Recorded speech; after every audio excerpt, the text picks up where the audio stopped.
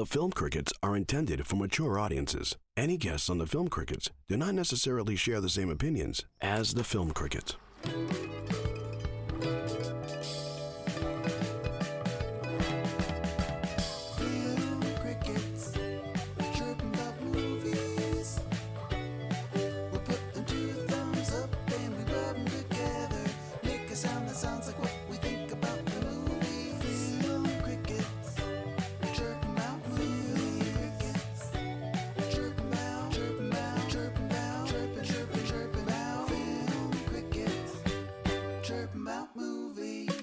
It's time for the Film Crickets with Jay Fortier, Chris Martineau, and Melanie Howerton. On this week's episode, Instagram and TikTok sensation Jordan from Can't Buy Me 80s returns to the show, and Jay, Chris, Melanie, and Jordan review the 1986 American black comedy mystery slasher film, April Fool's Day. Does it stand the test of time? Let's find out. Your Film Crickets are on now. It has more titles than Apollo Creed.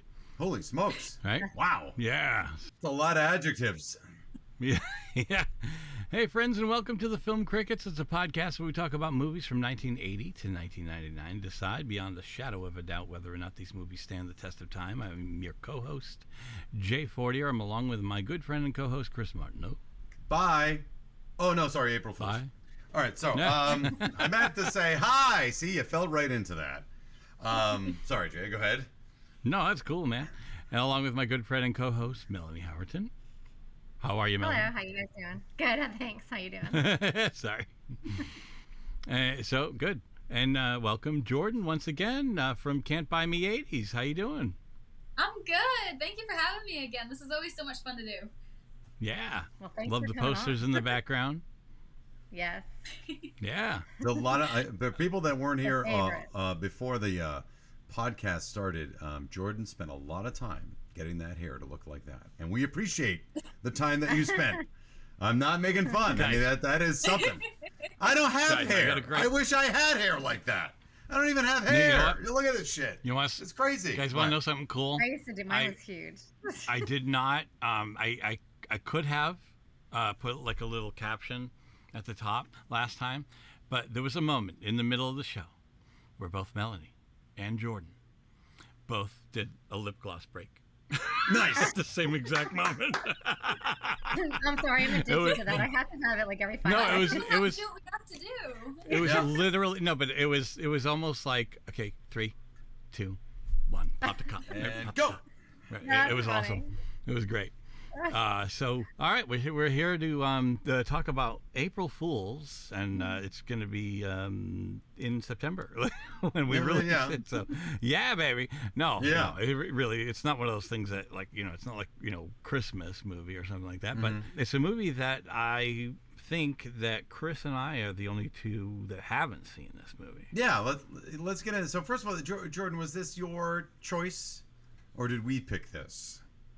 I think I mentioned it last time, Okay. and then everyone was like, "Okay, let's try to do this movie then." All right, because I it love certainly reeks of the '80s, even if it wasn't from the '80s. It's like Night of the Comet. It kind of smells of the '80s. The whole like kind of the privileged college kid in Reagan times making boatloads of cash and all that stuff. So I appreciate that. And again, it's a slasher. It's a not a proto slasher, but certainly in that vein of 80s film. So let's get into it. So we have April Fool's Day up for the today's show. As Jay and I say, usually we go at this point, we say, what's your history with this movie? I have not seen the movie. No, check that. I remember seeing it, but I don't remember anything about it. So it must have been a while ago. Like I said, I thought Evil Eddie from Fright Night was in this movie. And he's not. I thought Chaz was Evil Eddie, and he's not. I knew what the premise was. I don't remember if I actually saw this. So I'm going to say I never saw this. I probably have seen compilations of this movie in history of horror kind of documentaries. I've watched a bunch of those. So maybe I'm conflating it with something. I don't know. But I definitely have not seen it. Jordan, what's your deal with this movie? How many times have you seen it? When did you see it first time? Tell me about it. I think I've only seen it once. Okay. But I saw it about 2 years ago, my freshman year of college, And one night I was like, I am bored out of my mind. Let me just look up cheesy slasher movies from the 80s. And I did. Okay. And I ended up watching April Fool's Day on not a free website. Well, free website, yeah. I always say I'm a bad influence. Torrent. And buy something for free on Amazon. Wow. BitTorrent. Okay, what? All right. And then I sat down, I watched it, and I loved it. It was like that cheesy 80s slasher, but not at the same time. So I think Slumber Party Massacre is a cheesy movie. I don't know if this is cheesy. It's not great, I don't think, but I don't know that it's necessarily cheesy. Slumber Party Massacre, Slumber Party Massacre 2, cheesy. Driller Killer, cheesy. Pieces is cheesy. What's the one with the mall and the robots? Chopping Mall is cheesy. I don't know if this is cheesy. I think it's trying to say something. Whether or not I liked it is another matter. So Jordan watched it when you were bored, and you wanted to find something 80s, and boy, you landed on it. You landed on the 80s movie. So Jason, again, I don't want to speak for you.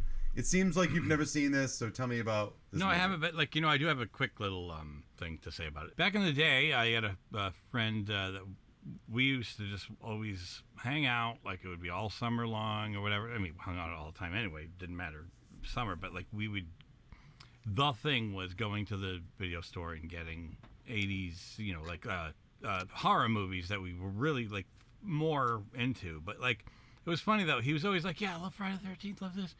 And sometimes we'd like go nuts, like renting everything that, not all in a row, but like I'm talking one after another. Like we return one, rent it. Then all of a sudden it was like, I don't want that. I don't know. Looks stupid. Right? Like, so like, he would say stuff like that. And it's like, well, I can't watch it now because, like, I mean, I'm not saying I couldn't by myself, but I'm saying, like, if I rent that and I got, like, a guy complaining in my ear, then I'm not going to enjoy it. Yeah. You know what I mean? Like, he's, like, miserable about it or whatever. So, like, it's like, well. It would be like a waste of money then if you went to go rent it. Yeah, it's hard to like fully, feel at ease watching a movie and enjoying it when someone's like miserable about it. So, I always bypassed it, and it's like I saw the box cover, and it's like, yeah, I don't know. I guess we'll move on to something else. So, all right, Melanie. I don't remember the first time I saw it. I've just always seen it. Wow. I don't know. Like, I've just always been aware of it. I've always watched it, and whenever it comes on TV, I watch it. So, how many times have you seen April Fool's Day? I have no idea. Like an uncountable amount of times? More than 10? Really? More than 10. All right. Probably over all the years, probably, yeah. Oh, wow. All right. I hadn't seen it in a long time, and I don't remember. It was a few years ago that I was like, oh, my God, I remember this movie. And I started watching it again. And and then I showed it my kids. And one thought it was so funny. She was laughing through the whole thing. And the other one was like, I don't get it. I don't think it's that funny. All right, we're going to talk about April Fool's Day. So let's get into the IMDb breakdown, see what they have to say about this, and the litany of actors that are in this movie that I've never heard of, except for the guy from Back to the Future. So, April Fool's Day, 1986. Wilson, yeah. Yep. Rated R, coming in at a brisk 1 hour and 29 minutes. I love it. So here's the deal. 9 college students staying at a friend's remote island mansion begin to fall victim to an unseen murderer over the April Fool's Day weekend, but nothing is as it seems. Directed by Fred Walton, written by Danilo Bach, starring Deborah Foreman, Griffin O'Neill, Clayton Roner, Jay Baker, Pat Barlow, Lloyd Berry, Deborah Goodrich, and so on and so forth. I don't recognize... Oh, and Tom Wilson. Sorry, I can't forget Tom Wilson. So, here's the thing. Can I just go to the tagline for a minute? They make it sound like April Fool's Day is something that everybody gets together for. Like fucking Thanksgiving. Hey guys, what are you doing for April Fool's Day? Like, shut up. It's not, what are you talking about? And I would like to point out that how many people, after the first gag, keep going. Like oh man, it's like, let's put it this way. I wouldn't hang out with them. If they did, like, I'd be like, this guy won't leave this, he won't leave it alone. Right. He's freaking constantly doing gags. And everyone loves the gag with an accidental knifing. Yes. That's a good way to make friends, I find. Yeah. Yes. There's something that doesn't make sense to me about that, though. I was thinking about it, right? Because, like, Arch, which I think is super funny. I love Arch and Chaz. So he he was in on the knife gag with Skip, which was Muffy's brother. So he was in on that gag. Okay, and the guy fell in the water. All right, so then they were like, oh my God, he's gonna die, whatever. So then the next thing you know, the other guys jumped in to go save him. And that's how that guy ended up in the water, that he was gonna be like, oh, well, I'm already down here, I might as well tie the rope on the dock thing, right? Mm-hmm. Okay, well, if Arch wasn't in on that trick, like he wasn't in on that, crushing the guy with the boat up against the dock thing, and it looked like his eye was hanging off. Yeah. And stuff. He was in on the knife trick, but like, I don't understand. Like, nobody would have ended up in the water to begin with if Arch wasn't in on that trick. You know what I mean? But he's not in on the other stuff. Are you trying to tell me that there are holes in the logic of this movie? There are a lot of holes, yes. Are you trying to tell me that? I will agree with that. There's a ton of them. All right, well, Jordan, give me another hole in the logic. Do you have one that comes to mind? Mine just would have been that one. Okay. But really? You noticed that too? Where like people were always like, "Oh my gosh, someone else just died. Someone else just died." Mm-hmm. But then they would also be a part of the joke as well. Like their reaction seemed a little bit too real, and it didn't seem like it was playing. Except was it Amy Steele's character that was the only person who wasn't on it? Yes. Was it Amy and the other guy? No, none of them were on it actually. None of them were on it until they got killed. So as soon as they got killed, then they got brought in on the gag. Okay. What? Okay. So they were the last two that solved. So the wait a minute. Whoa. Wait, rewind. Whoa. Yeah, go ahead and ask me anything. No, I know this. Wait a minute. Because that to me was one of the big flaws in this. And I'm sorry if I didn't pick it up. So you're telling me that no one was aware of the gag. No. Except for Muffy/Buffy, which is really just Muffy. Muffy and her brother Skip. They were the ones that did it because they like she said at the end, she got that house as, what do you call it? Inherited. Inheritance. Yeah. Yes. And so they were like, you can't, unless you can prove that you can afford the taxes and take care of this house and the upkeep, we're not going to give it to you. So she had to come up with some sort of plan. So she was going to turn it into a bed and breakfast, but it wasn't going to be any kind of bed and breakfast. It was going to have that kind of like a spooky whodunit type of thing. A pre-escape room. She brought all of her friends there to do this to, and literally none of them were in on any of it until they died. So when the person would come, so this is a huge thing, because she's so stupid. She could have gotten killed 1,000 times because one of them even had a gun. And so like literally even when Arch was hanging off of the tree, when he was hanging down, she even said, I didn't account for the snake. Sorry about that. But when he sees Boots coming up to him, he thinks, oh my God, I'm going to get killed. And then they're like, ha, April Fool's Day, we're ending on the gag, and now you have to play along. So let's make a mold of your face, and let's do this and that, and like we're going to freak out the other people who haven't, who we haven't killed off yet. So she was basically trying to see who would last to the longest and who would figure out what was going on. Like, who would not figure out what was going on, but figure out, like, with all the clues that she was leaving, because it was supposed to be like a mystery type of thing. That was the whole point of it. So nobody was aware of what was going on literally until their character got killed, and then they brought him in on the gag. So wait a minute. And she even explained this at the end as well. So okay, go ahead, Jordan. Oh, I was just gonna say same thing with like the Boots, because they never show the person actually getting killed. So that's when it was like, so you see the Boots, he screams, and like that's like the end of the scene. So then the audience doesn't really know. At least when I did it, the audience is not supposed to know. Yeah. But then that would have been the part where after that happened, then they would have been like, oh, haha, like it's just a joke. Like I'm not actually gonna kill you, but we're gonna make it look like I just killed you. But they don't show that part to the audience, if that makes any sense. Okay, so I will counter with, what I want to counter with that in terms of the flawed logic, if I were invited to a very nice place for the weekend with my friends, and these small pranks that we were playing on each other, which they all started innocent and then they kind of grow, which I appreciated about the movie. It started from something mundane to something that suddenly you realize these murders are actually the prank. By the way, spoiler alert, nobody dies. But so to me, the movie just came out, man, in 1986. What are you talking about? I know, but to spoiling me, it for everyone. I don't mean to sound realistic, and I know if anybody said this, the movie's over. But it's like the moment I'm hung upside down by my foot, and somebody says, "Oh, this is really funny. I'm like, fuck you guys. I'm out of here. No, I'm all set. I don't want to be part of this. This is very dangerous. I'm very scared. I don't think this is very funny at all. And certainly the prank that you're playing on my friends that are going to cost hundreds of dollars in therapy over many, many years, I don't think that's a real friendly way to go. And even though they are all basically interchangeable white privileged characters that I can't really tell the difference between, it seems like they don't not like each other. It's not like anybody has it in for any. Nan, I couldn't stand her, and I don't think any of them. No, I'm saying between each other. I didn't like any of them because I just didn't like them. I didn't think they possessed any positive attributes that I wanted to be involved in.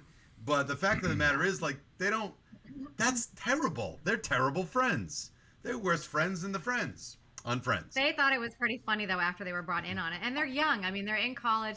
They're super young. I mean, they're gonna think it's funny. I honest to God, if that was happening to me, and my friend was like, "Ha ha ha," guess what? I would be in on it as well. Like, I think it would be funny. I wouldn't be. Yeah, but Melanie, I think the worst thing is the person at the end. But then your friend would start to say cry hysterically, and then I would feel terrible.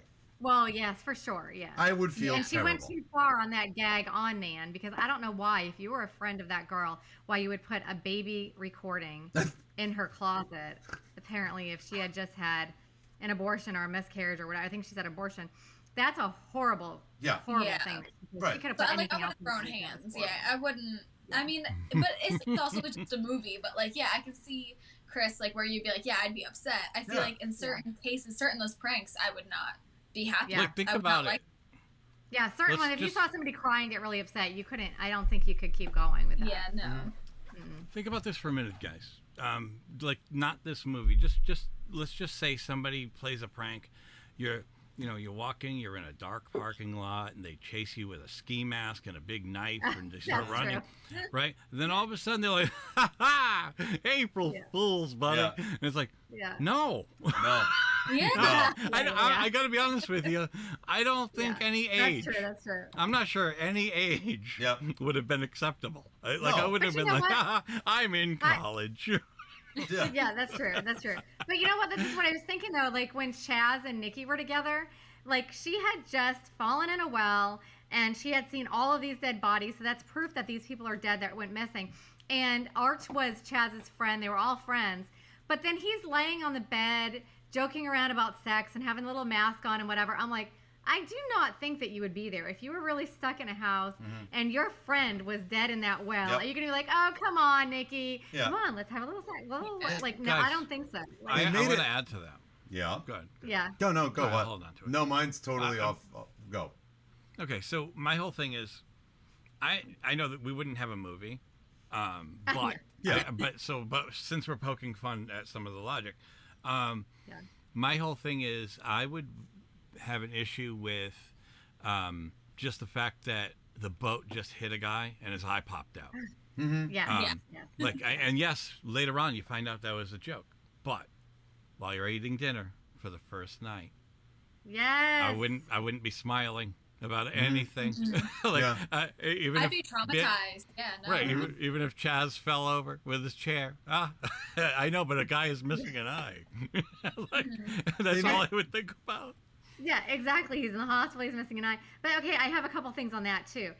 If you were just having that joke for one thing, why are you going to smash into the dock? That's some like damage and that costs a lot of money. Second of all, you can't stick that kind of special effects makeup on you in like 5 seconds by yourself in the water. Right. Third of all, when Skip is being killed and supposedly killed in the shed when he goes down there by himself at the end of the night, why are we seeing this? Because this is a joke on the guests that are in that house. Right.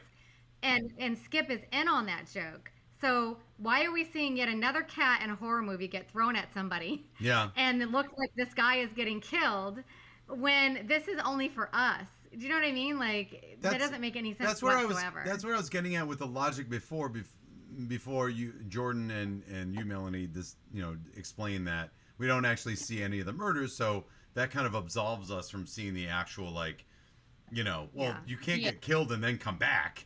So, all right, fine, I get that, but there are a lot of shots in this movie where I know the audience is supposed to be getting tricked as well, which is kind of a neat idea if you can pull it off. Like, it's a neat idea. I was tricked the whole movie. Yeah. Until But my point is there are several shots in this that don't belong if that's what you're going for. Like, there's a lot of things that happen where it doesn't make sense, and I can't even think of one, but it doesn't make sense that we're seeing this shot right now if the two people in the frame know this is all fake.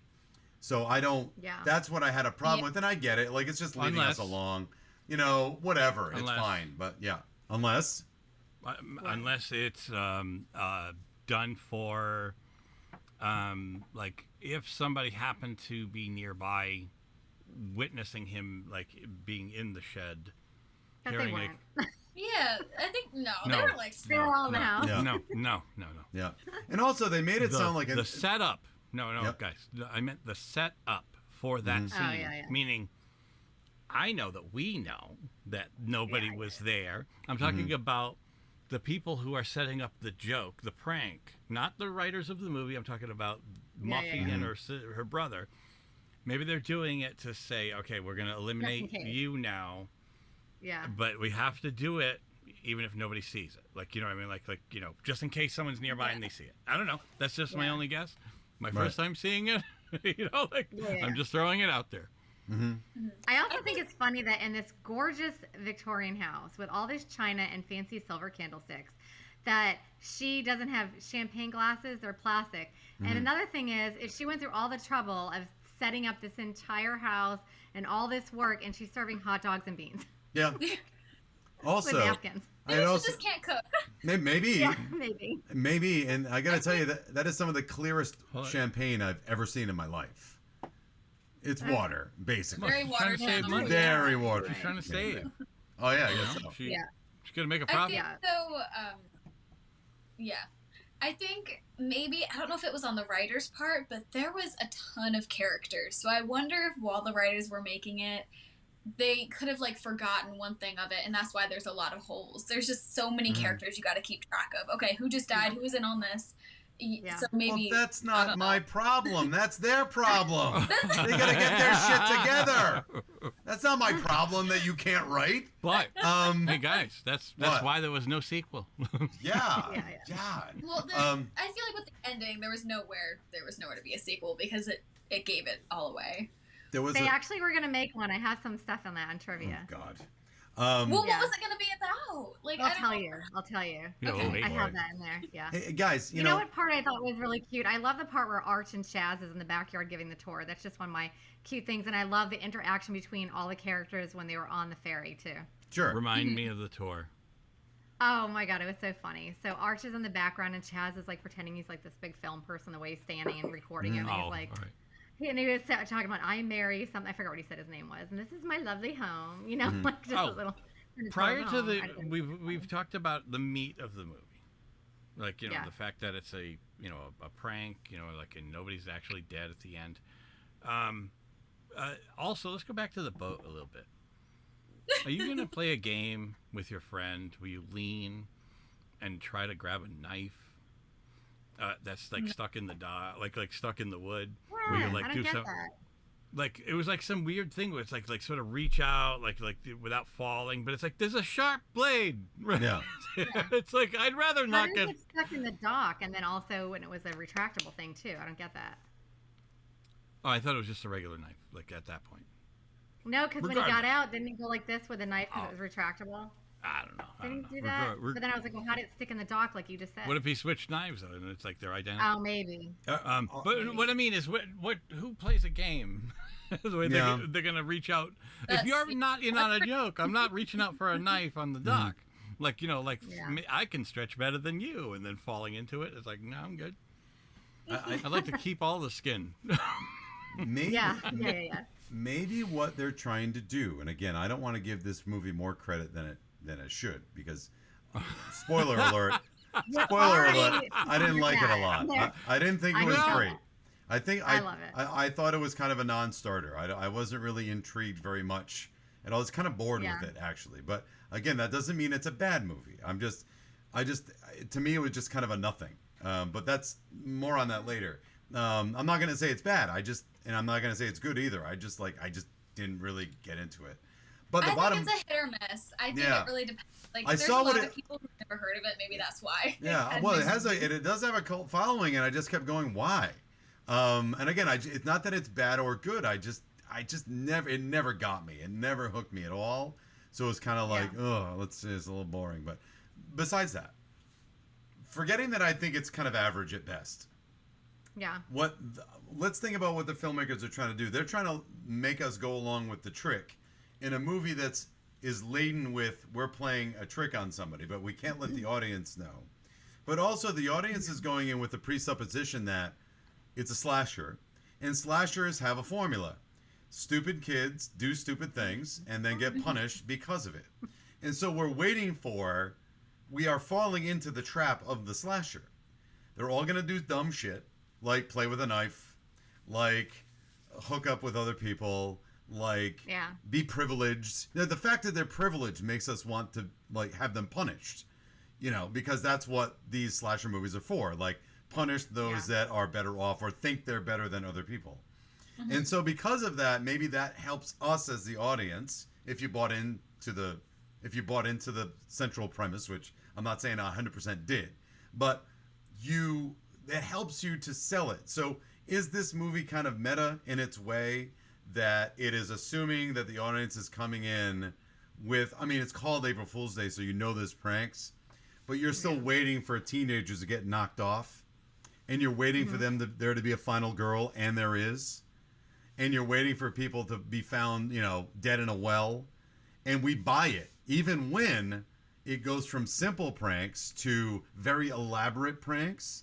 The fact that we're going in with this preconceived notion helps us to sell the story, which also, to Jordan's point, takes some pressure off the writers to actually make it be good. I'm sorry. Yeah. You know what I mean? Because, they're going to think this anyway, so let's just go with it. And then after that, but the burden is then going to be, we have to sell it. And to me, it wasn't sold hard enough, but for me to care. Again, I'm not saying it's bad or good. Like, I'm not angry about this movie. There are a lot of movies where I'm mad I watched it. It's like, oh my God, it's so fucking stupid, I can't. Like, I'm not saying that. It didn't hook me ever. And that's kind of the downside. So anyway, any thoughts on? I just kind of thought of that now. Like, do you think that's valid? Like, are we going with that it's a slasher and there've been so many that this is what happens, or what? Am I nuts, or what do you think? Well, I kind of, because I fell in, I guess, halfway through the movie, I forgot it was called April Fool's Day. Okay. Like, I got with the regular pranks and stuff. Okay. But then it just turned into like a slasher. So again, I didn't know, maybe it's because I wasn't paying attention too much. I don't know. But I didn't know that everybody wasn't dead until the very end, where it was told, oh, it's all a big joke. And I was like, are you serious? Like, I had to put my phone down, like, did I miss something? Yeah. But for me, like, it was more, okay, it starts off with, the April Fool's Day, kids playing pranks on each other. And then, because I've seen a lot of movies where it is like that, and then, like, the slasher comes in out of nowhere. So I guess then I was just assuming it, like, it just went from, kids playing pranks to now, killings and whole slasher movie. So then I didn't associate, maybe these killings aren't real. I never associated it with that, which, good for the writers, but also there was a lot of, like, plot holes and stuff. That... But I don't know, like, it seems to me that's what it's kind of banking on a little bit, that we're gonna think it's all gonna go south quick and there's gonna be some final thing, I don't know. No, one thing about it, slasher. One thing I gotta say, I never once felt like, maybe it was the lack of like the type of music that would be associated, if there was. I don't know. I don't remember it. I never felt that angst or like I was never nervous of any, but it was like, there they go, there they die. Like it was just like nothing felt. It felt like almost like there was no stakes. Like when like the people who are coming, like they're dying. Yeah, all right. Well, it's like 3 down. All right, what's next? like I was like, it was a chill horror movie. Like, it's not a horror. I know that it ends like goofy and comedy. Like, but it never once like made me feel like the way Friday the 13th Part 2 made me feel. Mm-hmm. Well, maybe or whatever. Yeah, because you didn't see anyone get killed. I was gonna add to that. Yeah, like you don't see anybody getting killed, and you don't see the slasher. Like you don't see the person who's actually killing it. Whether you see the face or not, you don't see any of that, which I think adds to the fact of why it's like a. Well, that could actually be scarier. Comedy. Because actually, if you think about it, Part 2 of Friday the 13th, they don't show Jason until they show the guy wearing the pillow sack, like the burlap sack over his head. Yeah. In like literally the last like 20 minutes, he's chasing after That's true. That's true. But you know going into it what the movie's going to be if you saw the first one. Right. But I'm saying there was no eerie aspect of this. Yeah. The whole time you assume, oh, maybe it's not Jason. Maybe somehow. Like Mama Voorhees. Well, no, her head got cut off. But you know what that's I mean? pretty final. Yeah. You kind of know, there has to be another killer to this. You just don't know who. Yeah. But since it's a sequel, it's going to kind of be along the same, campy. Right. Yeah. No, my whole thing was like I never felt like it was scary. Am I alone there? Or? No. That's kind of why I was bored with it. Campy is the perfect words. What's that? What, campy? I said campy is like the literal perfect word for that. I don't know. I agree 100% with campy. Not that I would disagree with that. I totally think so. I don't know that it's camp is like the tragically comic or the comically tragic. Like when a clown dies. Sorry, that's from The Simpsons. So the remember that, Jay? That's from the John Waters episode. I know the line. Yeah. Oh, yes. Yes, like when a clown dies. That'll make your bull run. But yeah, I think, and here's the thing, I felt a little deflated. And again, you've heard me bitch about movies. I'm not saying this is a failure. I don't think it's a failure. No. It's not for everyone. I mean, it was trying hard. I think to Jason's point, I read some of the reviews on IMDb or I was looking at the Wikipedia because again, I thought Evil Eddie was in this movie, so I was really like searching around. I'm like, I know he's in this fucking movie. He's not. Jordan's probably like, who's Evil Eddie? Evil Eddie's from Fright Night. You're so cool, Brewster. But anyhow, have you seen Fright Night? I've seen it. Yeah, yeah, it's so good. Years ago. He's the geeky guy that becomes a vampire eventually. Oh, okay. That's Evil Eddie. I'm not too names, but I know who you're talking about. Yeah. So but anyhow. So, and I'm watching, and they said, like, I'm looking at the IMDb, like, reviews of, like, people that watched it, and it's like, oh, creepy. Like, I never got creepy, ever. Like, I didn't get any... April Fool's Day? Yeah, they were saying, I was waiting for creepy scenes or suspenseful. I didn't even get suspenseful, and that is... I don't know. Yeah, there was a little suspenseful. But not creepy. Nah. There was no, like, horror aspect to it. I was just kind of waiting for the next thing to happen. Like, so I didn't get any ominous... I think I'm with Jay, like, never felt ominous to me at any point. I just thought something was going to happen. Oh, they're at the well. I wonder what's going to happen at the well. Oh, someone's going to... Like, something bad is going to happen at the well. Okay, like, but by the way, guys. Jay. No, who climbs down the freaking well of something you've never seen before? You've never seen this well. You have no idea how old these bars are. Yeah. Yeah, it's like your typical 80s slasher horror movie. Like, you're going to have dumb kids. Oh, no. But I'm going to point out their stupidity, too. Yeah. Don't you worry. That could have got them really hurt. She's trying to play jokes on people, but literally falling in a well could have got her super hurt. Yeah. And who did she drag up out of the water? Was that an actor pretending to be dead? Nan was in there, and I think she really was in there because that was not a cast, but then there was some heads in there. Like, so wait a minute. Head was in you have the lady who's in the well is not in on the joke, and she grabs her friend's corpse and doesn't realize. Yeah. By the way, corpses, even if you're in water, corpses are cold. They're very cold, and they're stiff. And I don't care when you got killed. Like, you're going to tell that there's a dead person in your arms. I don't think they're so stiff in the water, though. No, like, but still, how long they've been in there. But the person's going to be the temperature of the water. Thermodynamics. The person's going to be the temperature of the water, and you're going to know that person's dead because they're as cold as the water. So that's bullshit. Well, I mean, maybe if you're just, like, freaking out because you think you see a dead person, like... You know what I mean? Maybe she just wasn't the brightest. Like me, I was. It's like head stewed. I would know. But if the person that's supposed to be dead in the well is just in on the joke now, like, huh? Like how? What? That's the worst joke ever. Yeah. It's the worst joke ever. And also the people that were supposed to be dead, you could tell they were breathing. Can I just say I looked at the guy that I thought was Evil Eddie. What's his name? Clay. Chaz. He was lying there on the bed, and I saw his chest going up and down. Shut your mouth. Yeah. I don't want to hear it. Yeah. Okay, sorry. Is that me? Because that's me anyway, she was told. Yeah. Yeah. Well, like whenever I see a movie, I always look at the actor to be like, "Are you breathing? Are you a good enough actor to hold your breath right now?" Mm-hmm. That's always me whenever I look at it. And I did catch that a few times, and I was like, maybe he's either a bad actor or something's up. I saw that. Also, why is the sheriff guy really in the hospital making that phone call if he's in on the gag? Thank you. Another hole in the plot. Yep. I need you. He doesn't really need to be there. Go to the mainland. Oh my God. Yeah. Go to the mainland, and I want you to like make the. We're gonna call you from there, okay? Yeah. Okay.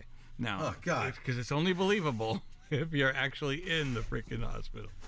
Yeah. Sorry. And he could have called from anywhere. He could have called from the car. He could, well, not really. He could have called from his house. They make this island seem like it's Amity Island, like it's Martha's Vineyard. It's just like in a river off the coast.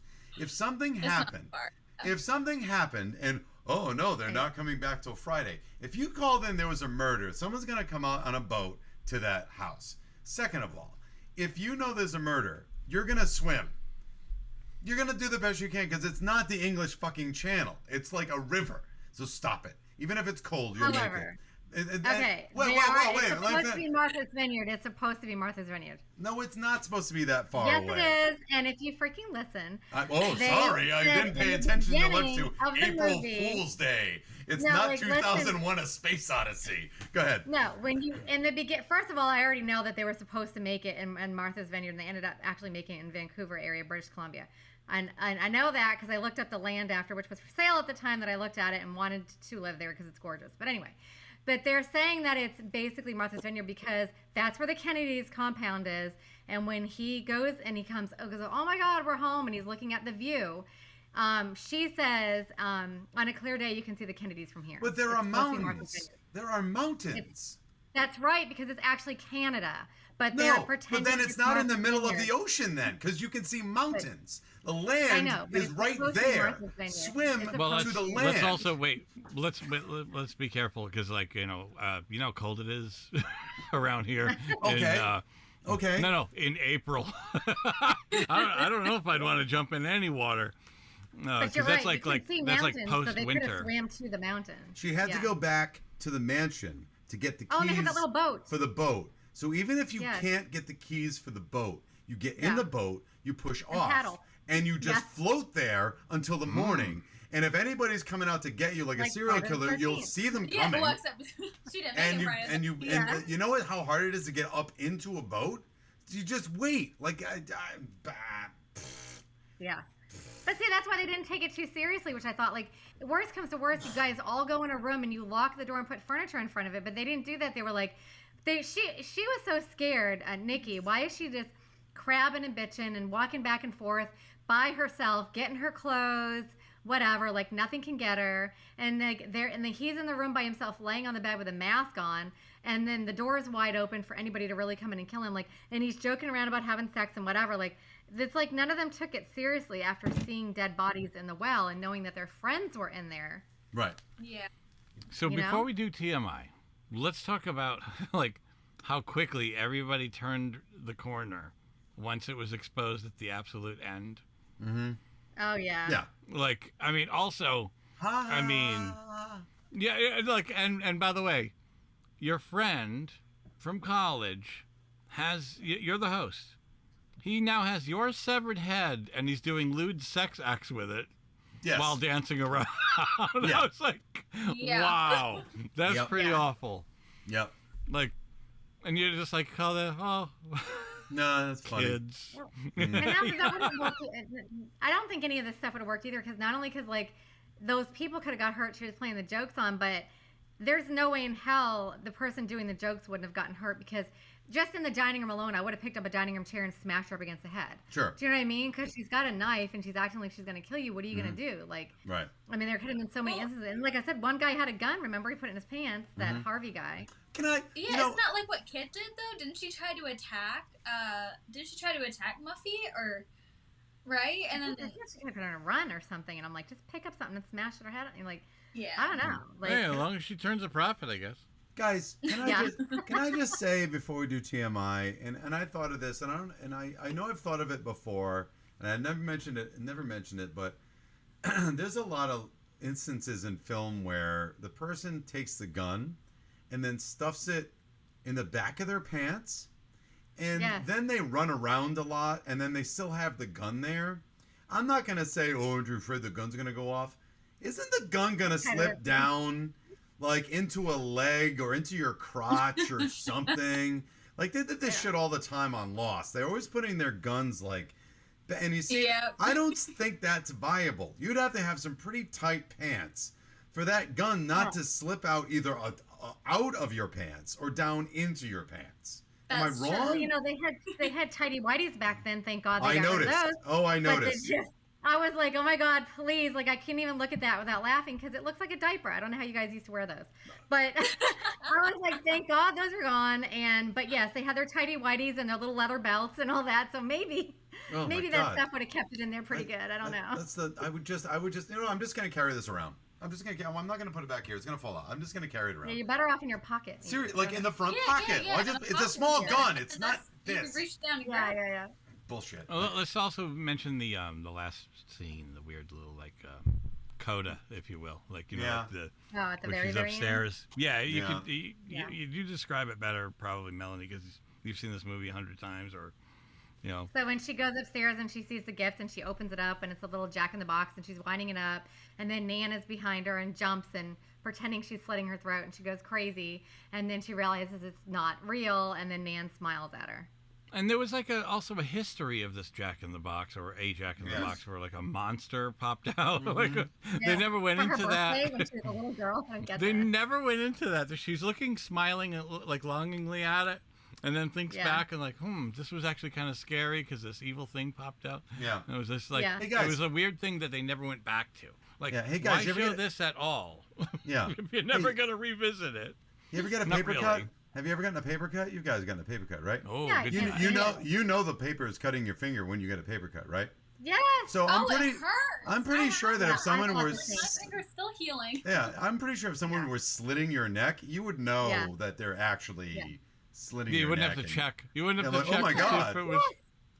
I thought the same thing because she's like, oh my God. I'm like, why would you even think you're not? I don't get that. Then it was 100% meta because she looked at the camera. Yeah. And said April Fools. Yeah. No, but she looked right at the camera. Yeah. So it was like, wait, like so she's like, breaking the fourth wall. So, you gotta, give it some props for originality. Nobody ever did anything like that. This movie. That's before. True. Yeah. That's true. So, all right. I also like the song they played at the end. Too Bad You're Crazy. Mm-hmm. Oh, that one, yeah. I thought you meant the dance song, yeah. Oh, yeah. So many words for crazy in that song. It's time for TMI with Melanie. Listen to this. I am in the bathroom right before the movie starts. Uh-huh. And I'm in the stall, and there's no toilet paper. And mine are at home in a display case above my bed. TMI, my friends. TMI? Too much information. Say don't go there, but that's lame. Now, here's Melanie with your timeless movie info. Chris is laughing again. He loves this. I friggin' love say it's, but that's lame. I love that. He says that so well. All right, sorry, go ahead. Melanie, fool us. Okay. The budget was $5 million and it only grossed $13 million. Mm-hmm. Okay. Due to the film being light on violence, it received frequent airings on late night television. That's probably where I saw it for the first time, where it gained a large cult following. One of the 3 horror films from 1986 that takes place on April Fool's Day, the others being Killer Party 1986 and Slaughter High 1986. Which I don't know if I've seen any of those at all, but I think that was with George Clooney. I think I saw Slaughter High. I think that might have been I think I saw Slaughter High. Isn't that George Clooney? Really? Is he in that? I'll have to look at it again. He's in one of those high movies. Like it's either there's like horror high and slaughter high. They really went out of their way, like for the original titles. Yeah. Yeah. Okay.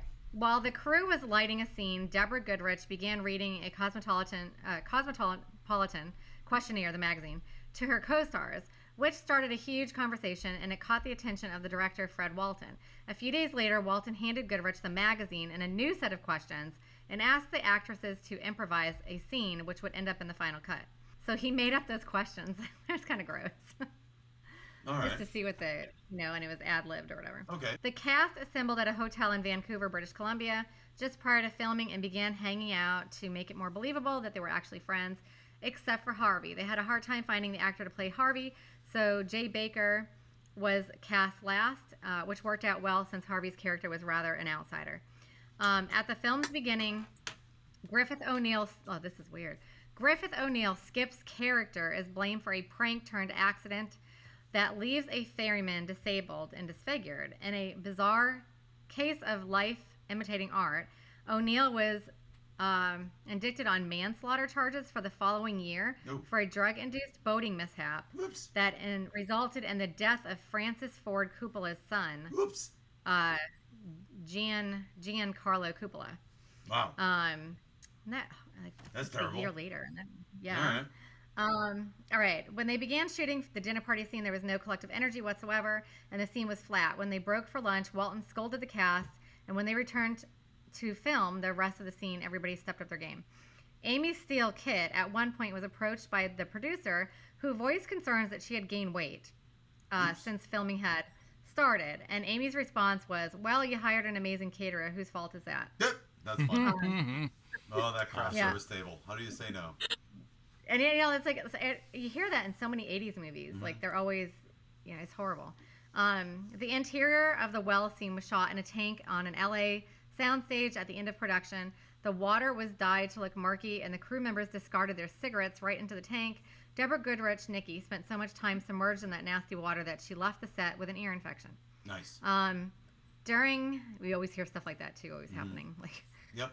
During the 30th anniversary reunion, Deborah Goodrich, Nikki, said that she was sent a script for the sequel several years after the film's release. Though it was sketchy on details, she couldn't recall the names of the two writers. The story found Chaz and Nikki, who had got married, buying a closed-down porno theater on 42nd Street in New York that planned to turn it into a bed and breakfast. But one of Chaz's college-age relatives arrived for a visit, and all these games began all over again. So they were trying to do that way. So it never got, obviously, done. Thank you. Well, let's all thank the Lord. Yeah, thank you for that. Jesus. Yeah, that would have been kind of bad. No, but because sequels, I'm sorry, just real quick. Sequels sometimes take any power away from the original. What I mean is, if this movie, even though it's not phenomenal, we can at least love it by itself because we can say, all right, good idea, it was nice, whatever, nice attempt, original, and it did what it did, and they didn't try to bastardize it with a million sequels. Yeah, because that makes it worse. Mm-hmm. It does. It totally does. The film originally had a much longer and more twisted ending than in the original script. After Muffy reveals the whole weekend was a setup, the guests leave except for Rob, Kit, and Chaz and Nikki, who sneak back into the house to prank Muffy for revenge. However, when they return, Skip cracks and attempts to kill Muffy for real in a jealous rage because she got left the house. Rob jumps in and saves Muffy, killing Skip in the process. The ending was actually filmed but didn't make the final cut as the studio wanted a more upbeat conclusion. This ending is identical to how the book plays out. There's a book? There's a book? There's a book. Boy, she just dropped a knowledge bomb on us. We were like, Jesus wait, what? Christ. Yeah. Wait a minute, I might actually try to buy that. Yeah. The Hollywood Squares, just like, it was like, uh-oh, wait, what? All of us, this is like, all our mouths just hit the floor. There's a book? Oh, God. Yeah. April. Okay. I have a little bit on the book. It says this is after this, but it says Paramount executives didn't like the infamous deleted third act. They felt that the movie should end on a higher note. However, producer Frank Mins, I can't pronounce anybody's name, Mancuso Jr. insisted that he still left a Jack in the Box ending, which was shot in LA months after production had wrapped, and apparently that's why their hair is different. He's connected to Friday the 13th. Frank Mancuso Jr. Yeah. Oh, he is? He's a producer, yeah. So, so he insisted that the Jack in the Box ending stayed, he wanted that ending in there, even though it was kind of just supposed to, I guess, end with that ending that I told you, but then they had changed it to they were just going to have it end at the party scene, but then he wanted that Jack in the Box after. He's like, no, I want to put that in there. The novelization by Jeff Rovin, that's the novel. Holy moly. Differs from the film. Just a few examples. The reason that Rob is late to the ferry is because he was fooling around with a married woman at a motel nearby and had to rush. Shocking. This is why his fly was unzipped on the ferry. Nikki and Hal. Jesus, that's stupid. Okay. Nikki and Hal give into their love-hate attraction and then actually have sex later on. Muffy has reoccurring nightmares of somebody trying to kill her. And of course, the now legendary lost third act and alternate ending, which was actually in the book they had filmed and they cut out.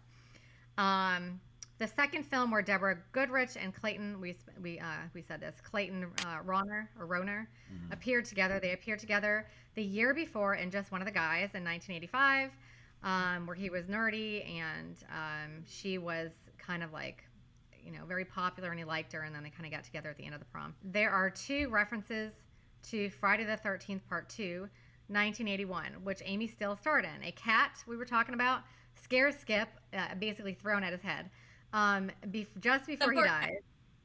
Yeah. And then also in Friday the 13th Part 2, Arch gets hung upside down by a rope, just like Scott in Friday the 13th Part 2. Those stairs almost look like the Friday the 13th Part 2 stairs. The one with the guy going down with backwards the in that wheelchair? Yeah. Oh, yes. It looked a lot like that. Yeah, you're right.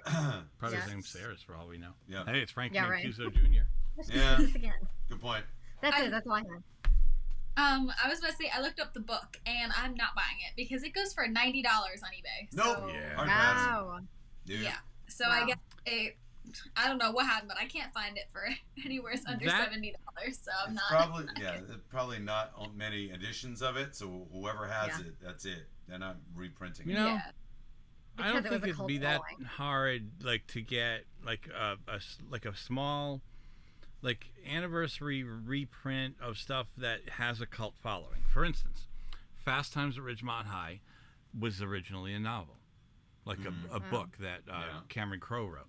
Now, that movie, throughout the years, has been extremely popular, and people would buy that book now if it were available. Yeah. I don't know why they don't just put it out there just for some people. They don't have to make 1 million copies of it. Yeah. They could do special editions, out for this year, see you later, goodbye, type of thing. Steel book artistic for $300 for your coffee table. Someone you know would how buy you it. said that was Fast Times at Ridgemont High was a book first before the movie? So it said novelization. So I looked at it, I'm like, what is the difference between a novel and a novelization? Apparently, a novel would come before the movie, and a novelization comes after. Yeah.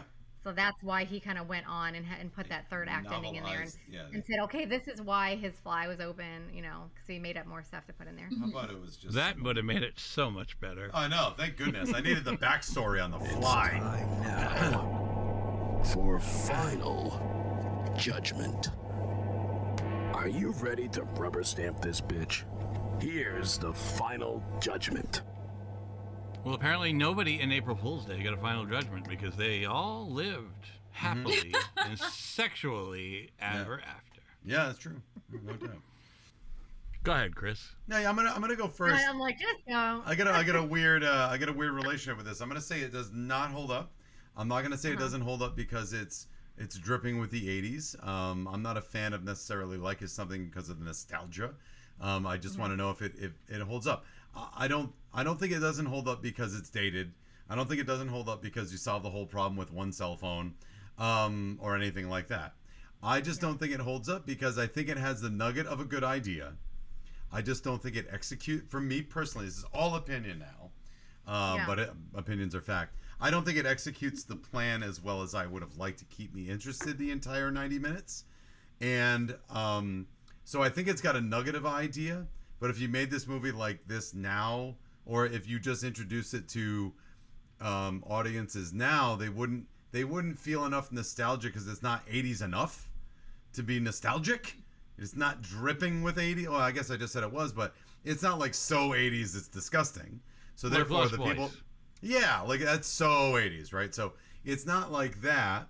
So people aren't gonna like it for that, and I don't think it executes the plan well enough to hold up. I think what you need to do is remake the movie with the idea. I know there was a direct. They already did. I know it was a direct-to-video.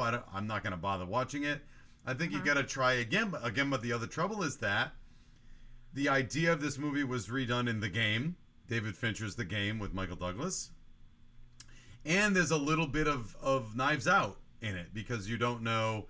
There's a flip at the end. You don't know who the trick is on if you've seen Knives Out. So Knives Out is the brainier version of this, and so is The Game. So it's been kind of done a couple of times. So I don't know if you can remake it well because you already have the idea that's been there with two successful movies. I don't know how successful The Game was, but I know Knives Out was pretty successful. So I'm gonna say no. I don't think it would. I don't think it holds up for that reason, not because of the 80s-ness. So I'll go Jordan. Your turn. So I kind of would have to agree with that. As much as I love the movie, I think if it was made now, people would just find it dumb. Mm-hmm. That's the way I look at it. Sure. I mean, me when I watch an 80s movie, I know it's going to be cheesy, I know it's going to be dumb, but that was the 80s. Nowadays, if a movie is like that, it's going to get heavily criticized. Mm-hmm. And it's not going to be demonstrated as like a real movie. If that movie was remade, I cannot see it being like a box office. I cannot see it going into like movie theaters and stuff. Mm-hmm. I think it was good for the 80s because of its cheesiness, because of its campiness, because of, you kind of expected it to be like a slasher. Yeah. But nowadays, I don't feel like those movies are popular anymore. So I think it was better done in the 80s. If it was done any later than that, I feel like it would not hold up, and many people probably would never have heard of it. There you go. Perfect. Yeah. Jason. All right. Yeah. No, I don't think it holds up. I think it's a matter of there's not a lot like I said. Everything never felt like a horror. I know at the end you find out it's not, but like you still should. I think on the journey you should feel like it is one. So you should be scared until they tell you not to be. Mm-hmm. And I wasn't even like in the neighborhood of scared. You know what I mean? Like it was just like it felt like I don't know if anybody's seen Meatballs, but there's a scene where Bill Murray keeps going, "It just doesn't matter." I tell you, it just doesn't matter. It just doesn't matter. It just doesn't matter. It just doesn't matter. Like that's how it feels. This whole movie feels like none of this matters. Like no, just that you get what I'm saying. Like I'm not trying to like insult it to anybody who loves it. I'm saying that like everything just had there was like all right, Chaz died and this guy died and okay, cool. All right. Next, and yes, you can have that attitude sometimes when you're a slasher fan because that's what you expect. So I'll say it doesn't, and I'll kick it over to Melanie. Okay, so you guys probably know I love it, and I love it just because I've watched it ever since I was younger, and I don't know, I just like it. I think it's cute. I'm gonna say cute. I don't think it's scary in any way. Like I said, when I had my girls watch it, one of them was like bored, and the other one was like, "Oh, it's so cute." You know what I mean? Like she was laughing at all like the little cute parts because she had never seen it before, and she thought Chaz and Arch was really funny, and I did too. So when you keep saying if this movie was remade, I kept trying to tell you it was remade, you guys. 2008, April Fool's Day, 2008. So it's not like it's just been remade. And we still aren't aware of it. It literally was remade. So it's just a totally different story, though. I was just reading something now where it was like, April Fool's Day remake kills off the charm of the original slasher. Mm-hmm. So it got criticized because people like the original better. Yeah. So I'm going to say no, it does. I mean, I don't think it holds up either. I just because I love it doesn't mean I think it holds up. So no, I don't think it holds up, but I love it and I always will. And I think it's cute. And I think if you haven't watched it, then, if you like 80s slasher movies or you just like 80s movies in general, then just watch it because I just think you just have to watch it. And I think it's really cute. Yeah, check the box. Yeah. But I don't think it holds up, but I still love it. But like I said, they did remake it in 2008, and the name is April Fool's Day. This is direct to video. Was it? I just remember it was totally different though. Like it wasn't the same. I can't remember what it was about. I was trying to find that, but it was a different story. Okay, so basically, a girl named Desiree and her brother Blaine are hosting an April Fool's First day party to introduce a girl named Torrance to their elite society, a group of rich types who enjoy drinking and drugs and country clubs. During the party, one of the young women named Milan is accidentally killed during what should have been an April Fool's gag.